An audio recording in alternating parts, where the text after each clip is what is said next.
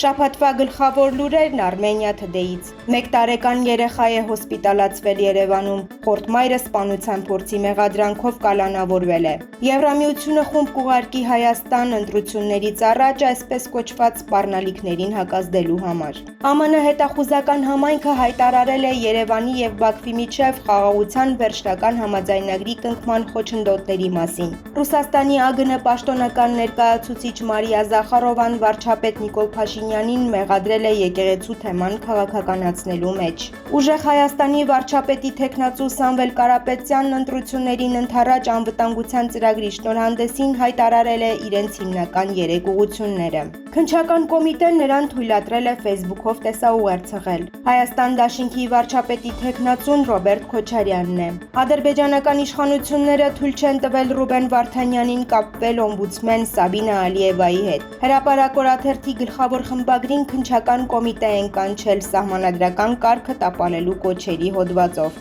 Եվրամիությունը Հայաստանին կտրամադրի լրացուցիչ 140 միլիոն եվրոյի աջակցություն ենթակառուցվածքների զարգացման եւ վիզաների ազատականացման գործընթացի համար։ Սև Օհանյանի «Մեղսագործները» ֆիլմը 4 Օսկար է ստացել։ ԱՄՆ Իսրայել օդային հարվածների հետևանքով սպանվել է Իրանի ազգային անվտանգության խորհրդի քարտուղար Ալի Լարիջանին։ Կյանքի 94-րդ տարում մահացել է համայն Վրաստանի կաթողիկոս պատրիարք Իլիա II-ը։ Վրաստանի պատրիարքարանը հրավեր է ուղարկել Գարեգին II-ին մասնակցելու նրա հուղարկավորությանը։